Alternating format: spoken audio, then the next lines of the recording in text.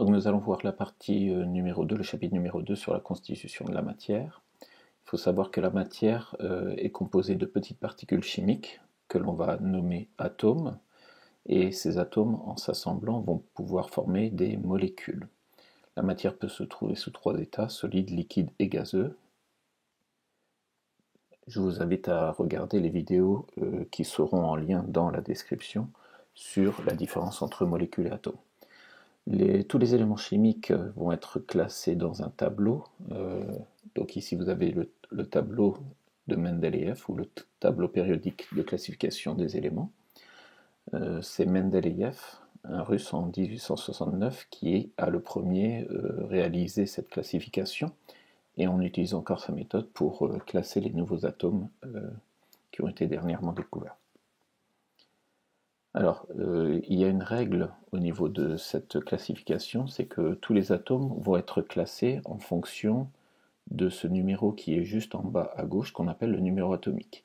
Donc regardez l'hydrogène qui a pour numéro atomique 1, ensuite l'hélium 2, 3, 4, 5, 6, etc.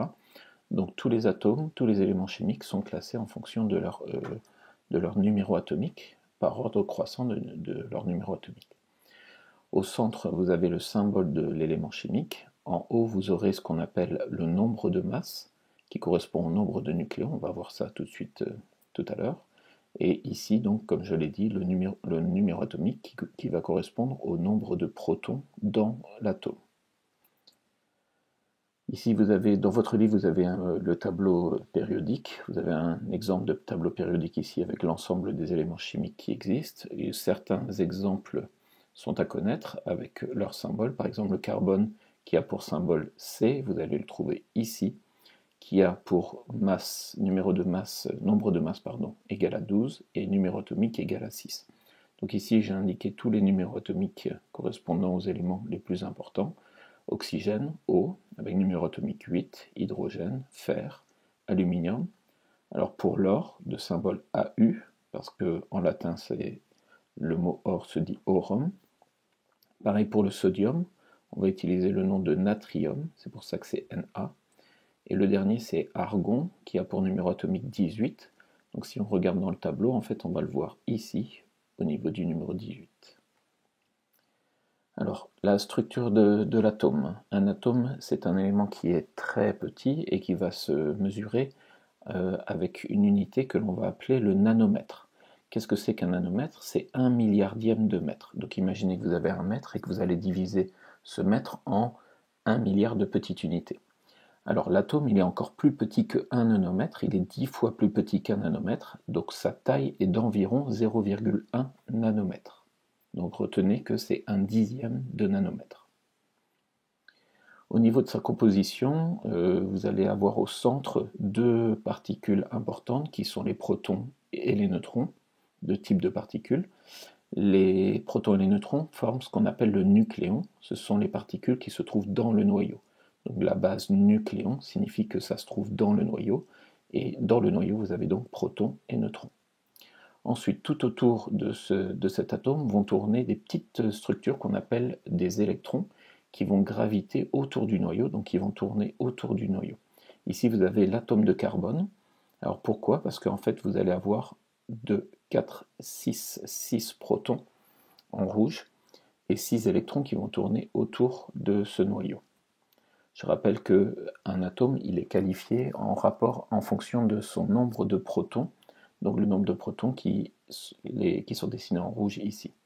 Les protons portent des charges positives, les neutrons n'ont pas de charge, et les électrons portent des charges négatives. Comme un atome est toujours neutre, eh bien on va remarquer que le nombre de protons était toujours égal au nombre d'électrons, ce qui fait que l'atome devient électriquement neutre. Alors pour l'exemple du carbone, ici vous avez 6 qui correspond au numéro atomique et donc au nombre de protons. Donc ce numéro ici, c'est le nombre de protons. Ensuite, s'il y a 6 protons, il y a 6 charges positives. S'il y a 6 charges positives, il faudra 6 charges négatives, c'est-à-dire 6 électrons. On a ici le nombre de masses, ce qui correspond au nombre d'éléments dans le noyau. Il y a 12 nucléons. Sachant qu'il y a 6 protons, et bien le reste, ce sera des neutrons, c'est-à-dire 6 neutrons. On va prendre un autre exemple avec le lithium. Si on regarde dans le tableau périodique, le lithium a pour numéro atomique égal à 3. Donc vous allez avoir 3 protons.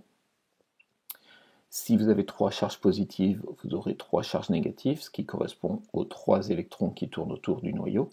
Dans le noyau, vous avez un nombre de masse égal à 7, c'est-à-dire 7 nucléons. Vous avez 7 éléments dans le noyau. Si vous avez 3 protons, ça veut dire que le reste, c'est les neutrons. Il en reste 4. On va faire un petit résumé donc sur la partie de l'atome, en sachant que la masse d'un atome, en fait, elle va être concentrée au niveau du noyau, parce que les protons et les neutrons ont une masse qui va être équivalente, alors que les électrons sont tellement petits que leur masse ne va pas être considérée dans l'ensemble de l'atome. Donc, en fait, la masse de l'atome, elle est concentrée à l'intérieur du noyau de l'atome. C'est pour ça qu'on les appelle ici, le nombre de masses correspond donc au nombre d'unités de protons et de neutrons, puisqu'on considère que les électrons n'ont pas de masse. Une dernière chose aussi, c'est que entre les éléments du noyau, c'est-à-dire les nucléons et les électrons, eh bien vous avez une grande partie de vide, et l'atome, comme dans l'infiniment grand, en fait, l'atome dans l'infiniment petit, vous avez une constitution qui est formée d'essentiellement de vide. Et c'est ce qu'on appelle donc une structure lacunaire, ça veut dire une structure où vous allez avoir du vide entre les différents éléments. Donc voilà pour la première vidéo correspondant à la structure de l'atome.